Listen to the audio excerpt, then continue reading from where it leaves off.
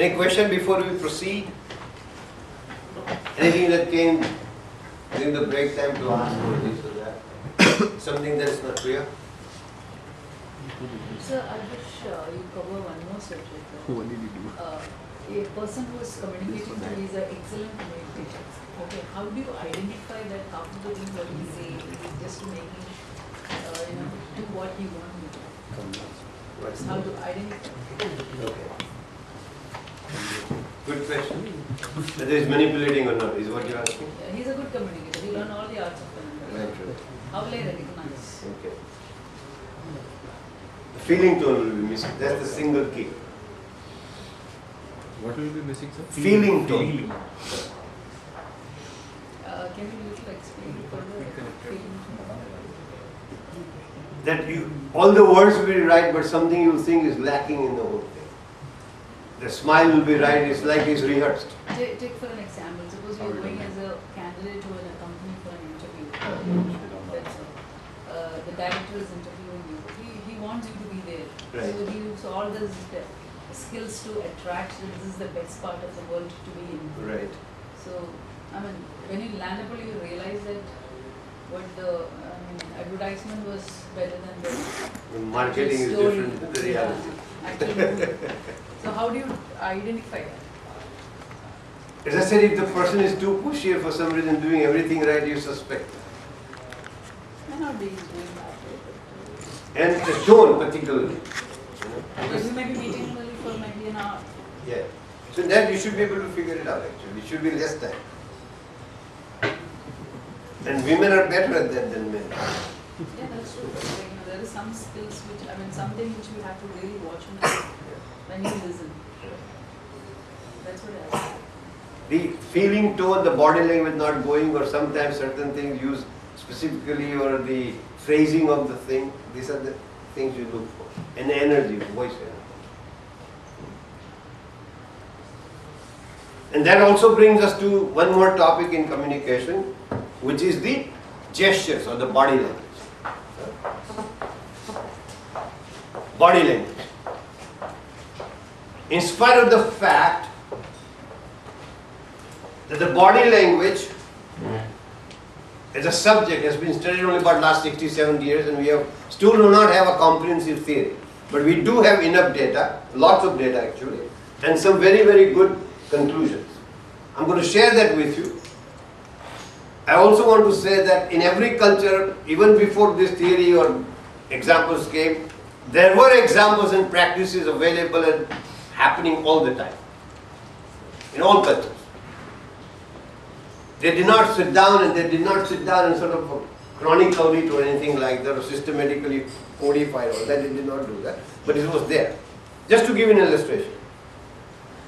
5,000 years ago in China, when the suspects were interrogated, they were supposed to keep rice in their mouth.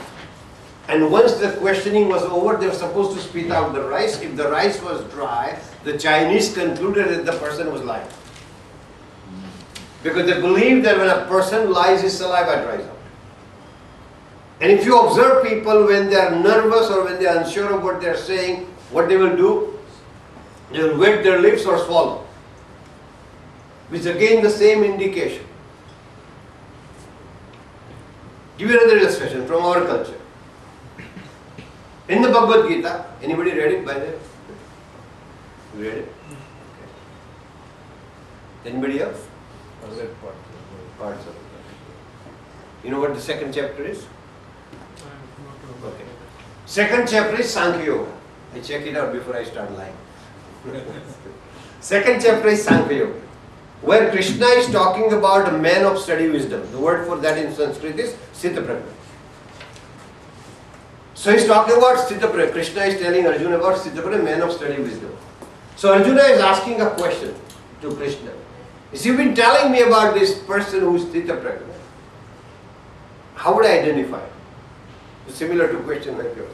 So he's asking in verse 54 in second chapter to Arjuna. So Sthita Prajnasya ka vasha samadhistasya keshva sthitati kim pravaseta kimasita vrajeta kim.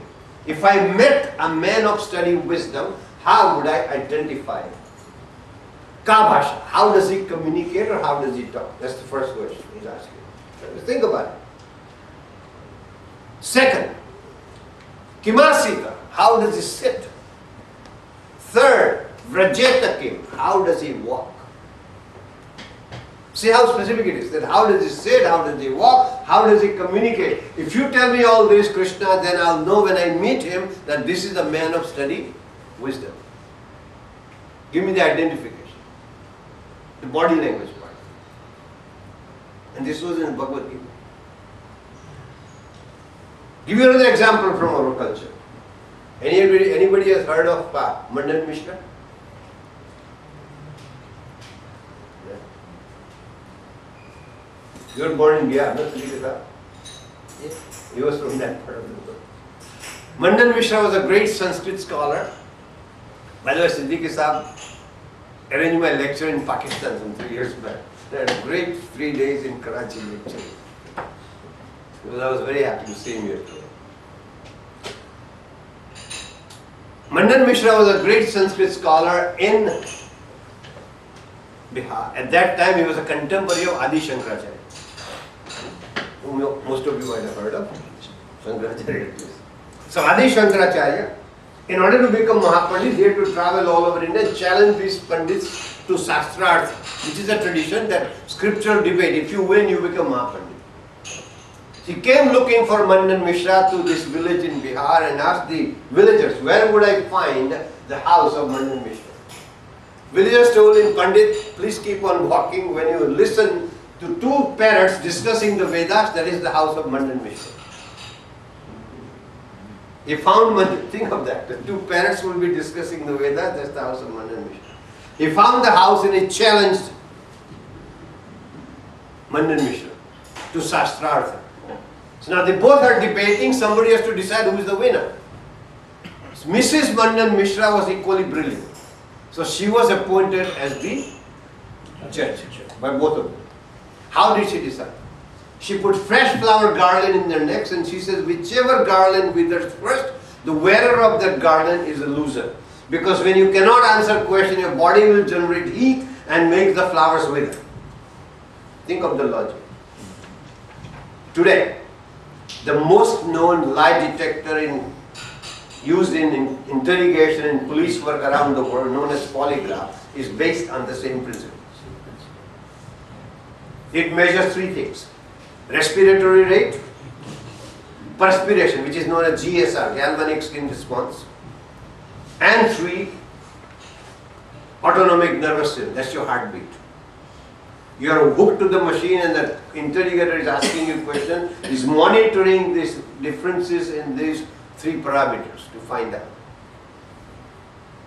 how you deviate from truth. So he establishes the baseline. See, if I am interrogating Hariharan and I ask him, is your name Mr. Hariharan? He says, yes. So he's telling the truth. You know, that his name is, and so machine will register. Then I ask him, do you work for Burroughs Wellcome? And since he works for ADAG group, he tells me, no, I work for ADA. So he's telling no, he's still the truthful.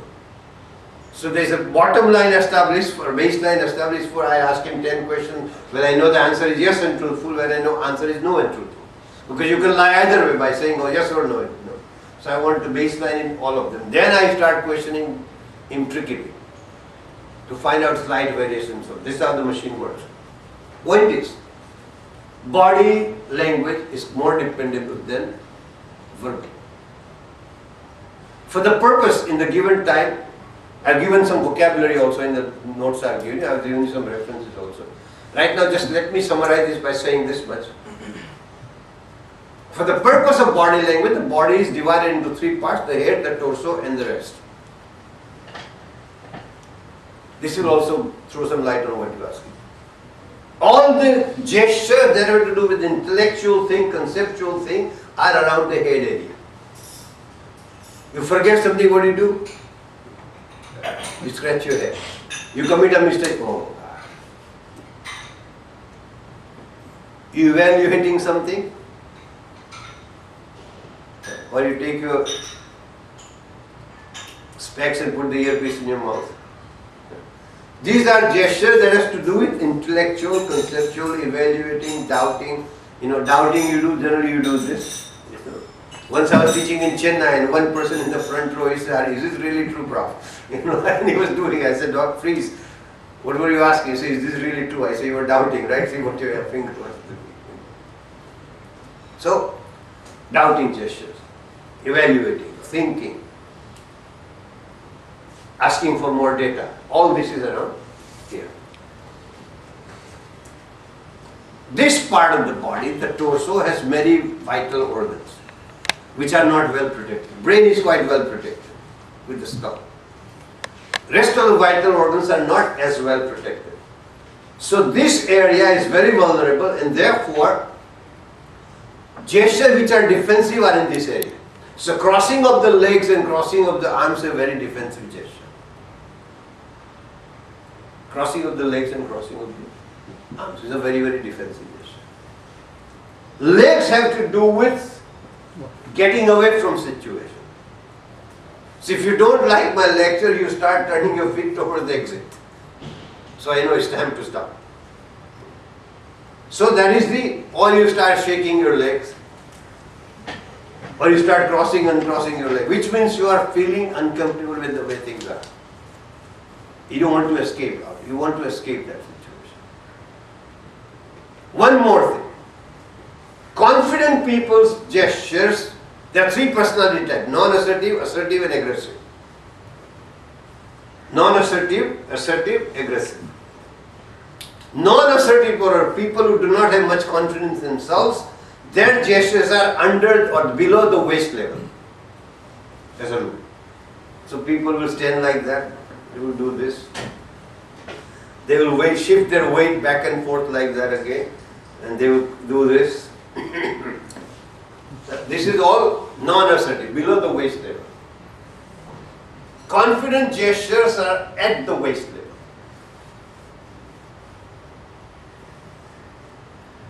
About this area, this much. Above that is aggression. If police is interrogating you, lean forward in your territory and ask you. You wag a finger at a person like that. You make a point aggressively like that.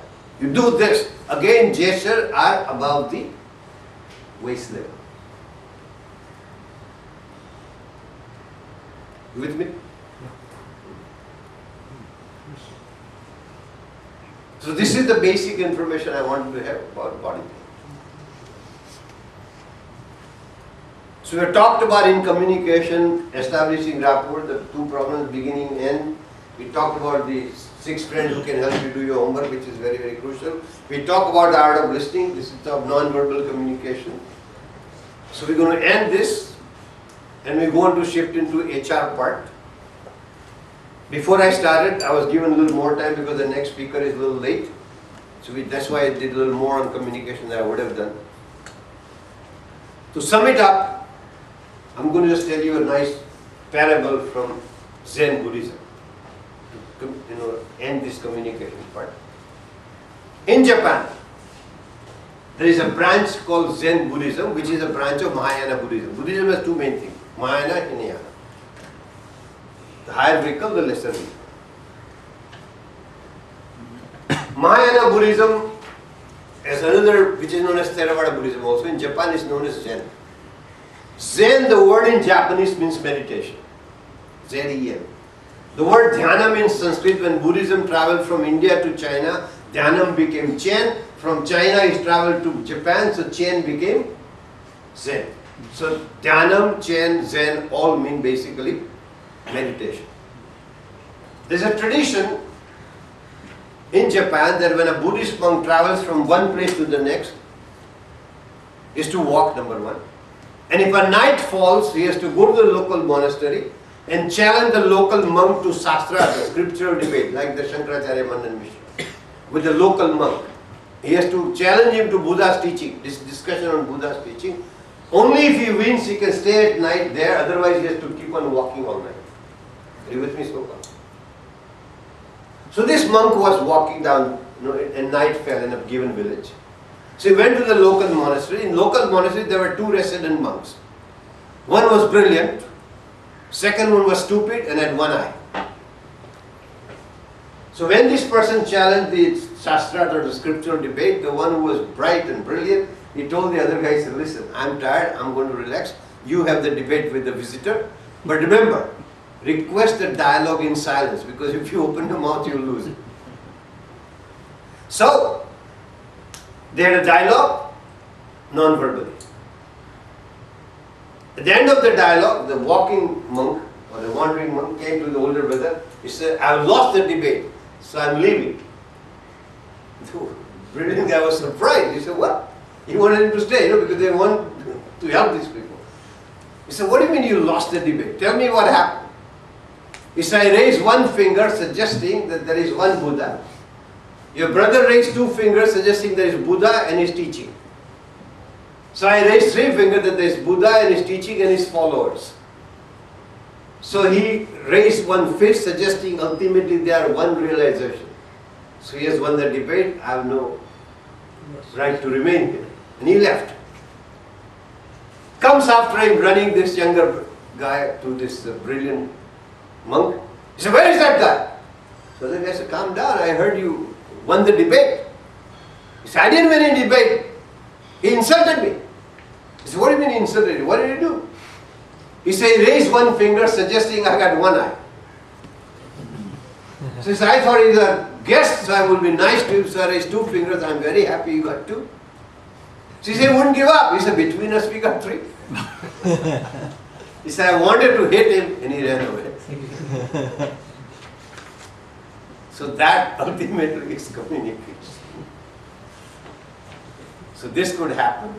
Keep this in mind. It's a very complex process. I've given you some feel of it and what are the issues involved. Some notes are there, some recommended literature is also there. And then we come to the next module, which is on HR. So you didn't tell what Krishna replied to Arjuna's question. Huh? You didn't reply what is what was Krishna's answer? That's why you have to read the Gita. I give you a whole book, Bhagavad Gita. Next. Read it, man. Yes. Okay. That brings us to the next topic, which is HR practice in the. Now, if I give you what HR practices are, all of you will be bored and you will leave. So let me tell you what essence of HR as I see it. When I came to India in 1973 and talked about HR, nobody knew anything about HR because there was no HR in India. It was personnel or IR, which is industrial relations. They had no clue about HR as to what the hell I was talking about. Ministry of HR came many years later during Rajiv Gandhi's time.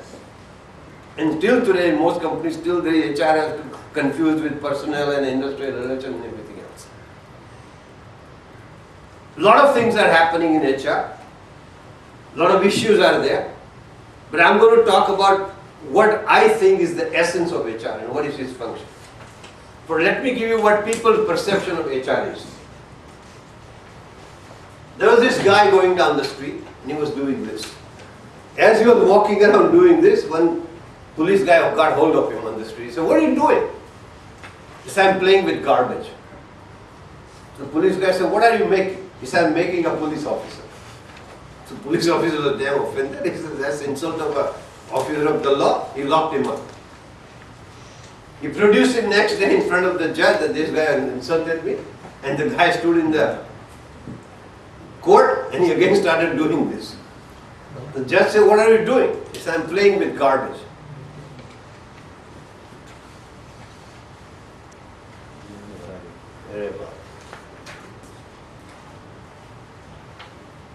Sarma ji. Sorry. That's why communication suffers. So again in the next day in the court of law, he started doing this. Judge asked, what are you doing? He said, I'm playing with garbage. The judge said, what are you making? He said, I'm making a judge. Now judge was a little more enlightened than the police guy. He said, this guy needs some counseling, send him to an HR guy. So this guy was brought in front of the HR guy and he's doing this. The HR guy said, I know what you're doing. So this guy said, what am I doing? He said, you're playing with garbage. He said, that's right. He said, I also know what you're making. So this guy said, yes, what am I making? He said, you're making an HR guy. The guy said, no, you're absolutely wrong. I do not have enough garbage to make an HR guy.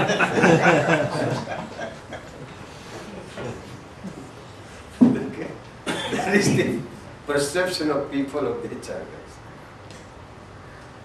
How I see what HR guy is. I'll give you a Sanskrit slogan. I suggest you write it down. It's one of the most beautiful slokas in Sanskrit. Amantram aksharo nasti. There is amantram aksharo nasti. Sanskrit is a beautiful and simple language. It's not complicated. Please understand this. Amantram aksharo nasti. That is not a single letter of an alphabet out of which you cannot make a mantra. Akshara. Nasti. Nasti. Akshar is a letter, nasti means not. A mantra means without a mantra. There is not a single letter out of which you cannot make a mantra. A mantram aksharo nasti, nasti mulam anaushadam. There is not a single root of a tree out of which you cannot make medicine. Nasti mulam. Nasti mulam anaushadam. Anaushadam. Medicine.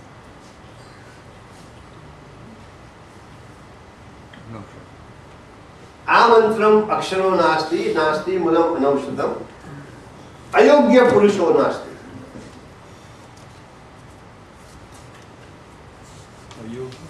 Ayogya purusho nasti. There's not a single person who's incapable or unfit.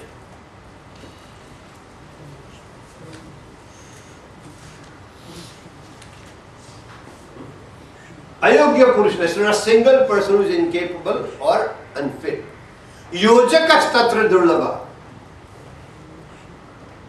Yojakas tatra, but one who brings out mantra from a letter of an alphabet, one who brings out medicine from a root of a tree, and one who brings out best from people, those people are rare. So please repeat this. Yojakas tatra durlabha. Durlabh means Durlabh. naya, hard to get. It's not possible. Yeah. No, they're less available. Not easily available. Yeah, easily available. Not easily available. Yes. Yojakas Durlabh. Yojakas tatra durlabha. And I see the function of an HR, guys, as a person who brings out best in people.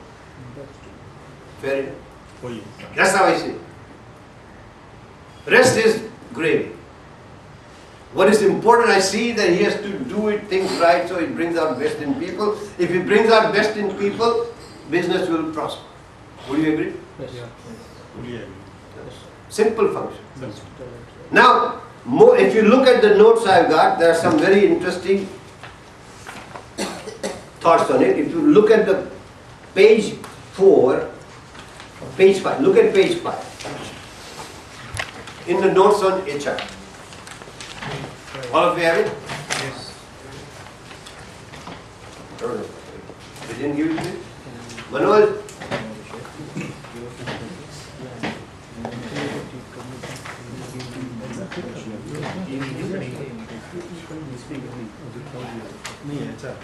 You must be there.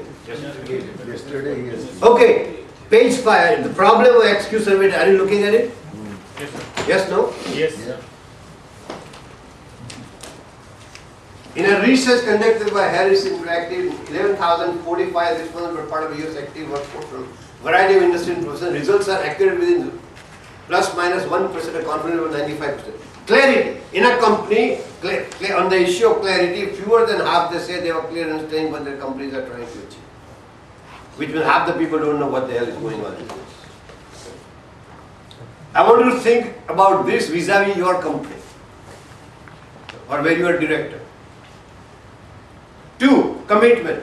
Only about 1 in 5 feel passionately committed to their company's goals. That's horrible if you think about it. 1 in 5. Even less. No? Terrible, no? I saw a t-shirt. I work for money. If you want loyalty, hire a dog.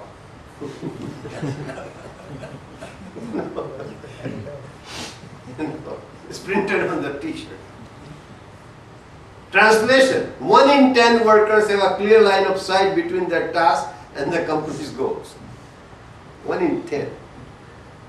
Discipline. Only half feel they follow through with discipline on their key priorities. Enabling. Only 1 in 10 feels that the company fully enables him or her to execute key goals. Collaboration. About 1/3 feel that they work in a win-win atmosphere, which means 2/3 don't. See the subtext. Trust. Less than 1/3 feel they can express themselves honestly and candidly at work. Accountability. Less than 0.5%, one half feel that the companies hold people accountable for business. Your job as an HR is to change this. Simple as that. And I tell you, in my experience, what are the 3 major problems that corporates in India face. And I worked with about 75 companies in the last 33 years. I'll give you the problems and I give you my theory about why it happens. 3 major problems Indian corporate feel. One is time management. Would you agree? 2, teamwork. Yes, no? Yes, absolutely. 3rd, accountability. 3rd, accountability. I give you cultural reason why this is so. I'm a student of Indian culture about time management. Let me give you my theory. See, there are 2 major religious traditions in the world. One is Hindu-Buddhist, other one is Judeo-Christian. One is Hindu-Buddhist, second one is Judeo-Christian. In Judeo-Christian tradition, there are 3 major religions in the world, which is Judaism, that is Jewish religion, Christianity, and third one is Islam. Many people do not know that Islam is in that same tradition. So Judaism, Christianity, Islam, they believe in, that is one tradition. Second is Hindu-Buddhist, that is Hindu, Buddhist, Jain, Sikh, that is the another tradition. One of the major differences, why these days is politically correct to say, oh, everything is similar. I want to be politically incorrect and point out one of the major differences in the belief system is the concept of time. In Hindu-Buddhist tradition, the concept of time is circular, cyclical. In Judeo-Christian Islam tradition, the concept of time is linear. Which means, in Judeo-Christian tradition, you go from point A to B, which is life. You born, you die. End of the story. You die, you either go to heaven or hell. Jannat or Jahannam. Permanently. That's it, finished. In Hindu-Buddhist tradition, the time of the circular, eternal time. When you die, you go to heaven and hell, but they are not permanent. You go and you did a good job, you've done a lot of punyas, you go there, so Indra calls you up and says, okay, you did a good job. Menka has gone to Vishwamitra, Ramba, would you die? So you use up all your punya with Ramba or Urvashi or whoever is the celestial damsel available. You have good time, again you are back. You are punished if you have done something wrong. Again it's temporary, you come back. Cycle continues. So what happens? When you have limited time, you have to manage it. Are you with me? That's why Western society is preoccupied with punctuality. Indian society has never been. Why on this night? We'll do it next time. So in an Indian mind, you can superimpose the idea of him, but you can never make an Indian feel guilty for being late. German guy will want to commit suicide if he's 5 minutes late because it's a terrible thing to happen. Yeah, look, here क्यों मुंह मारता है? 5 minute लगेगा क्या हो गया? If you cannot understand why somebody is upset for something, that's why our delivery schedules in export don't reach in time. 3 दिन नहीं है, छुट्टी था साहब.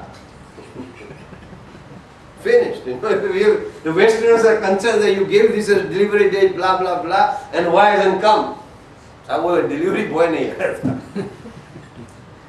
And we think absolutely he should understand. Why doesn't he understand?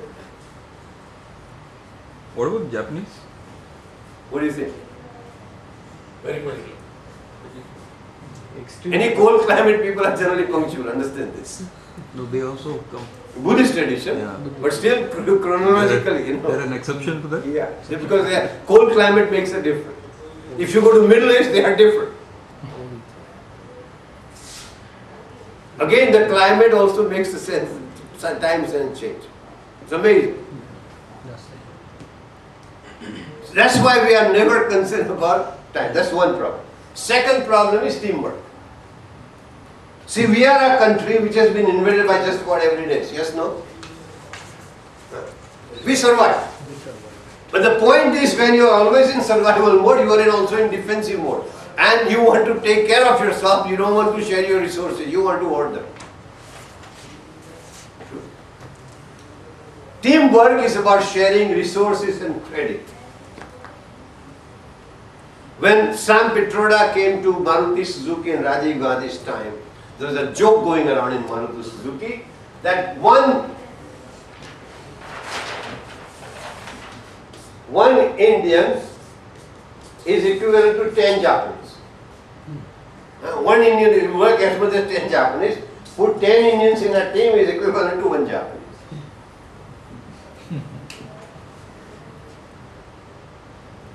One Indian is equivalent to 10 Japanese, 10 Indians in a team will be equivalent to one Japanese.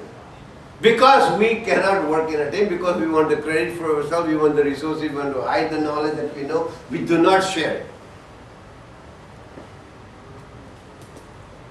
Cultural. Third is accountability.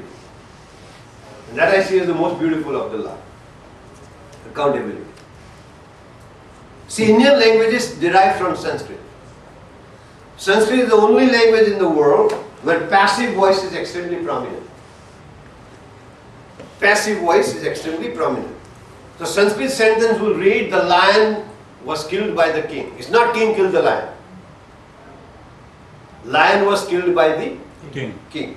Why? Because king say, I killed the lion is an egotistical statement, and therefore, according to philosophers, you are a nimitta matra. You are just a medium, so you cannot take credit for it. That is blasphemy. It is sacrilege. So, lion, I just happened to be, was killed by me. This in Indian languages comes, and we make sentences which do not make sense in English translation. And we don't take responsibility because language allows that facility. You get a plane and you say, आज सुबह देरी से हुई. उसमें मुझे कोई लेना देना नहीं. I have nothing to do with it. सुबह देरी से. The best one is आज ज़्यादा खाया गया.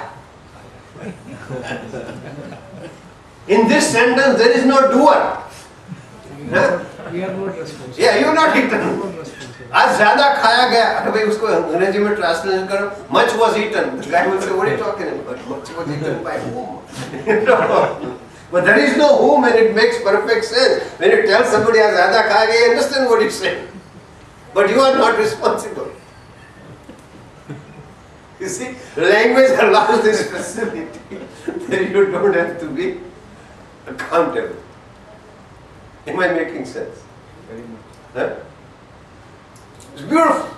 I went to China with a diamond company to negotiate, and we went to a jewelry fair, and we collected a lot of literature. So the Palanpuri Jain would come with me. I said, Pradeep bhai, we'll look at it when we go to Mumbai, and we'll look at this and see how we do this. So when I came back, I said, Pradeep bhai, where is that literature? Fekai gayu usse. It must have gotten thrown away. Or that he got out of the suitcase out of his own wit and went into a waste paper basket. He has nothing. It is amazing what language does to things. You know, how we hide behind communication. See, this is how we communicate. It's also a clear link what languages do, you know, and justify your action and behavior. And Indian languages provide that perfect opportunity for this. English language doesn't, because it requires either, you know, commitment chahiye udhar. You get it? Now, with this, what I want to say is, to talk about for the next time that is left to me on developing the personality of a person. Because I strongly believe, as I said, all of you have phenomenal potential. And what I'm saying, you can do this with your people in the company, and that you will be doing, whether you are HR or not, you will do a great job. You can do this with your kids and their kids and everybody else. And I'm going to share what makes a successful person, my experience. Because I've been fascinated by the idea of success. I've done a lot of research. I've been talking to a lot of successful people, and I mean by international standards in different fields, in finance, in music, in filmmaking. I've taught some of them, I've learned from many of them, I've traveled and drank with most of them over a period of 30, 40 years. And I've learned something, and I tell you something fascinating. The formula for success has not changed since the time of Patanjali. Patanjali wrote a very famous book called Yoga Sutra, which is a manual for how to achieve God. How to realize God. In there is verse 14 in the Yoga Sutra, which says simple one line.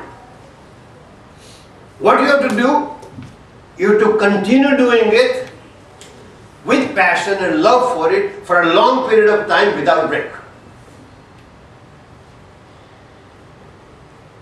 Whatever you want to succeed at. Does it make sense? Yes. First of all, let me tell you this. In your company, in your boardroom, all the people who are there in the company who are working, by any standard of IQ, they are as good as anybody else anywhere in the world. Take it from me. I can prove it to you by every psychological test known. So IQ is, or intelligence level is never an issue. What is the issue? Application and somebody telling them what they are capable of doing. Which we just have to get. I just want to talk about one LIC guy. Just give you an illustration. 22 years back, one guy who worked as a clerk in LIC, his name is Muthiah Ramanathan. I visit Madras every month. One of my favorite cities. I spent over a year if I add up all the days in the last 3 years. He attended my course, 2 days course I did at that time.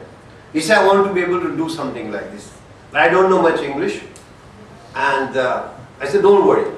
You know Tamil well enough? I'll teach you English. Because I learned it from Gujarati into English. I'm doing okay. You will do okay. So every time I went, he spent 2 hours with me in a hotel room. I taught him one module on stress management. Made him work to make a 1-day seminar. Then he worked and he practiced and he worked and he practiced. After 6 years, he just offered that course to his colleague in LIC.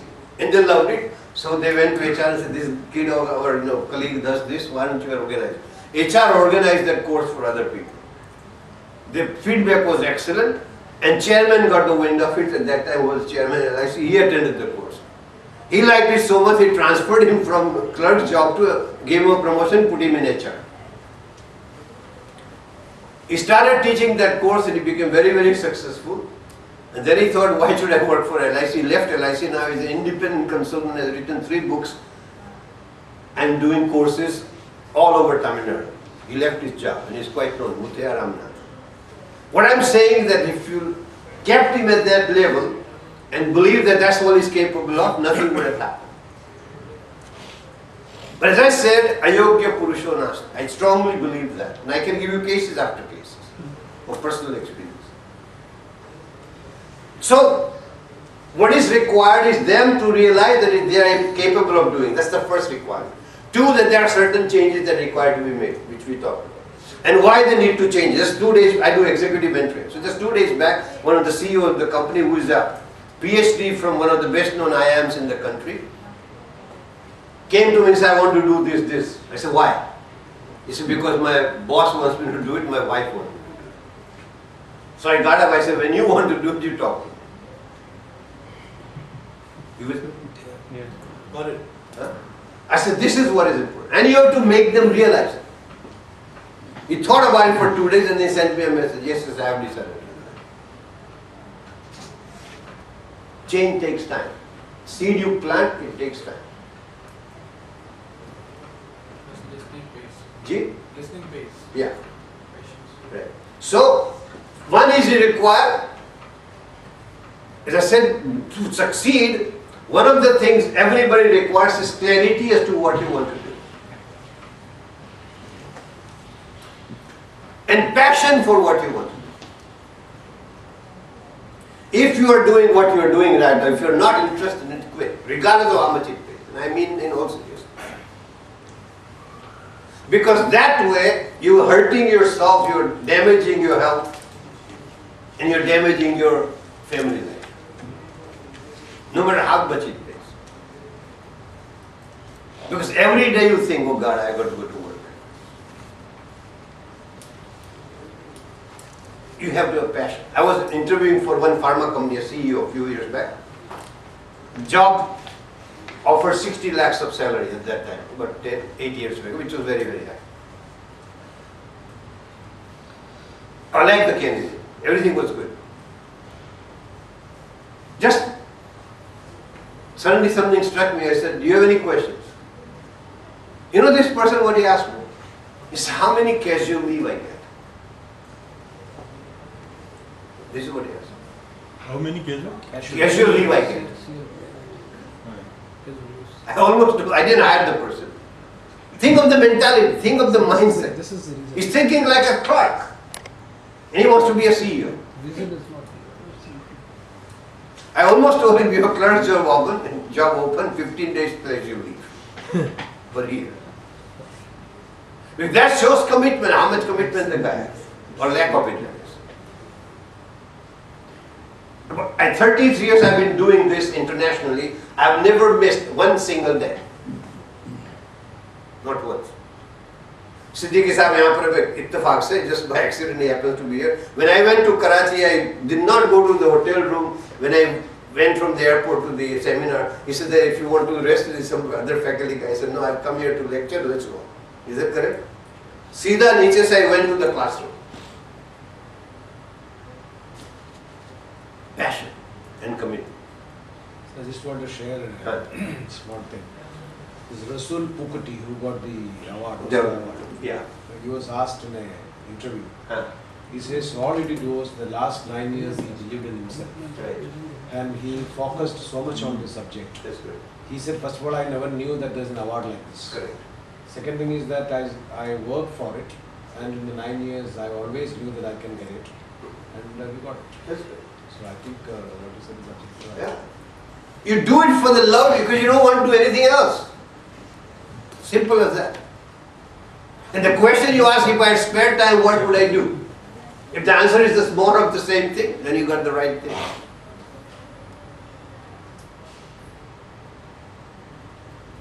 But does success corrupt someone? It might. It might. Or then his focus may change. Yeah.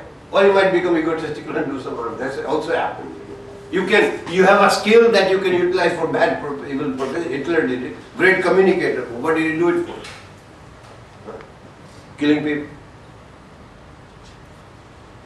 So you can do it for a wrong thing. But you are capable of doing it. Right?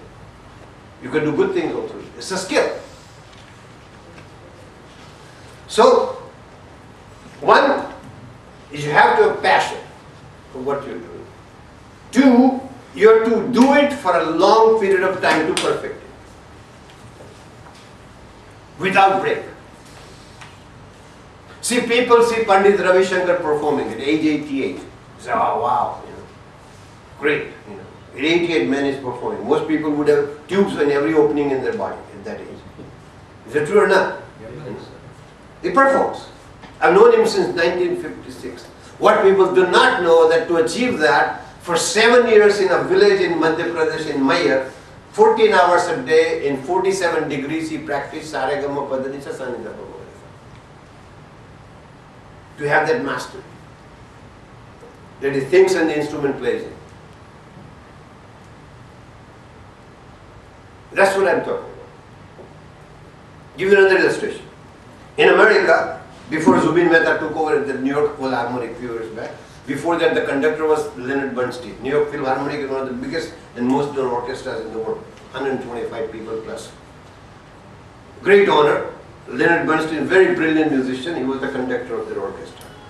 There's an author in America at that time called George Plimpton, who wrote books.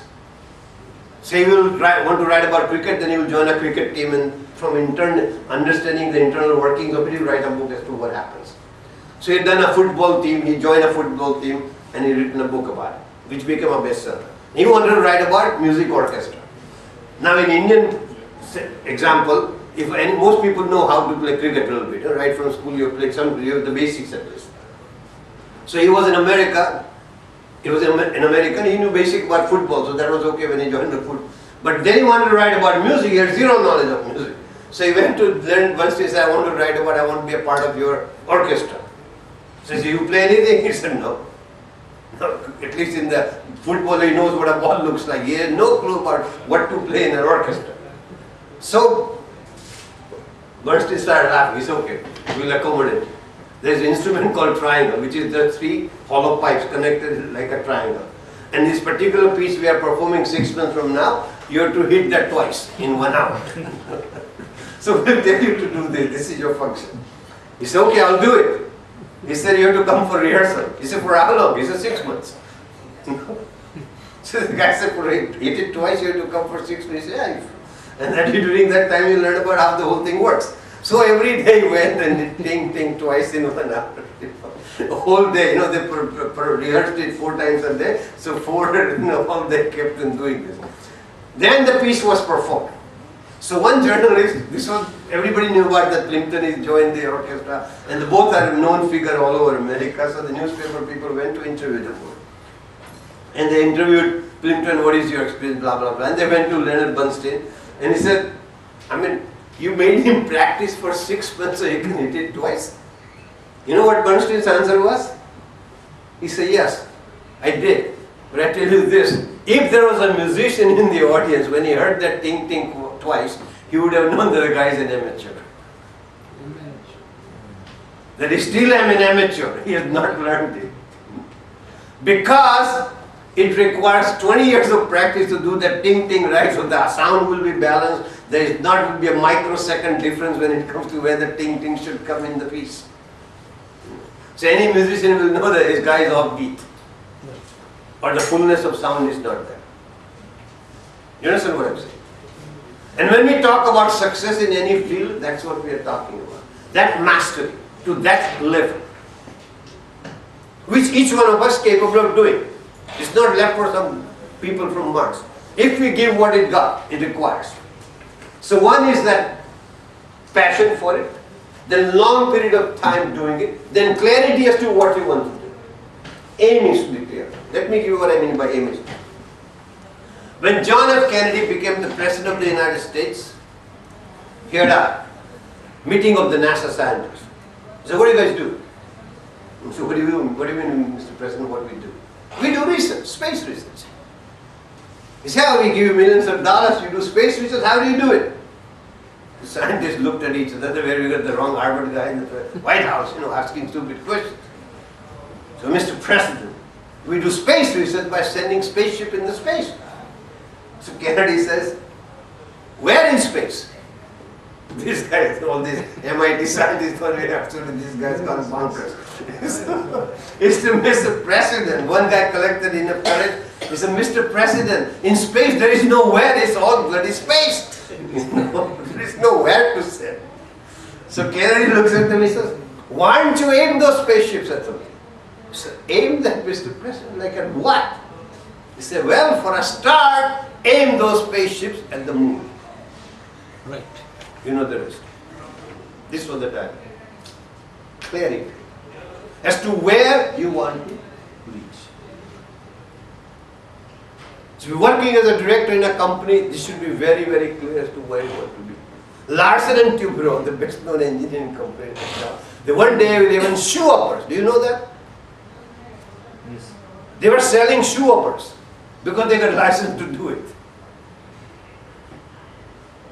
It was no connection with their core business, but because license was available, one of the MDs said, let's do this business also. And the next guy who came and got rid of all this non-core business. What the hell are we doing with shoe business? Then think about the possibilities of doing it differently. I give you a very interesting case. Asian Paints. Well, most of you heard of it? All of you heard of it? About 15 years ago, they decided that in India, 80% of people live in villages where it's not bricks and mortar house. The paint is useless. We are selling paint for house, stuff like that, for industry. But this is no good in villages. What do we do? How do we penetrate the rural market? So they had a brainstorming session. What I'm talking about again is bringing out the best as the HR, what you can do, for business practice. I'm giving you a case for it. So they had a brainstorming session, and while discussion it came about that in villages they have lots of festivals, during which time all the people in the village, they dress up well and they sort of decorate their cows and horses, and with a band baja they go from one end of the village to the next end of the village. Celebrate. So they got the idea that during these festivals, why don't we sell paint to paint cows' horns? So you make a sachet of paint instead of 5 liter, 10 liter thing, 30 grams of paint in a sachet, and which will be good for painting one cow's horn one time. They marketed this idea. Very first year, they sold 13 crores worth of paint for painting cows' horns. Man, 13 crores of paint. How many sachets was that sold? And after that, a whole rural market started in sachet, and C.K. Prahlad became a star by writing bottom of the pyramid. Shampoos, tobacco, gutka, everything is available in that form. It's a completely new market has developed. Idea. HR's force, bringing out. I'm not saying HR function is doing performance appraisal and stuff like that. Most of it is just ritual. Still there is a format. I've given it to you. All that is here, printed. What do you need to do? But this is what I'm telling you, which is not written there. I'm throwing ideas what is possible. In Punjab, they use washing machine to make lassi. You know that? Yeah, washing machine. Yes. So I was telling one washing machine people, I said, how do you sell this? I tell them, I was working with a sales pitch. He said, we do this, and the machine washes clothes, you faster and dries out and so much. I said, where do you sell in Ludhiana? It's the wrong pitch. It's the wrong communication. I said, they don't buy it for that. They buy it for making lassi. In parts of Rajasthan, they do it for mango juice. In Banaras, they use condom to oil the bobbins in textile industry. Sarkar paisa deti hai. People think the government thinks the family planning happening and free thing used for this. If Indians are one thing, they are very creative. Better. Best We are amazing that way. Jugaad ka jo hisab kitab hai. Unbelievable. The greatest talent Indians have is the jugaad thing. कहाँ से उसका वो हिसाब करके कुछ नया चीज करेंगे. That is what we were discussing. Huh? That is what we were discussing yesterday. Huh? Indians have, all Indians are innovative. Yeah, absolutely. Amazing stuff we do. Udrij is supposed to have had an experience with radar. Huh? They found out that okay, the radar was moving really very fast in the village, Huh? and then they got to find out actually what was really happening. Huh? They said there was a craze for desi chickens, Huh? and the desi chickens typically were colored. Right. So they were taking the English chickens and then coloring it with the hair dye and selling it as desi chickens. There you are. So that's the thing. We have amazing.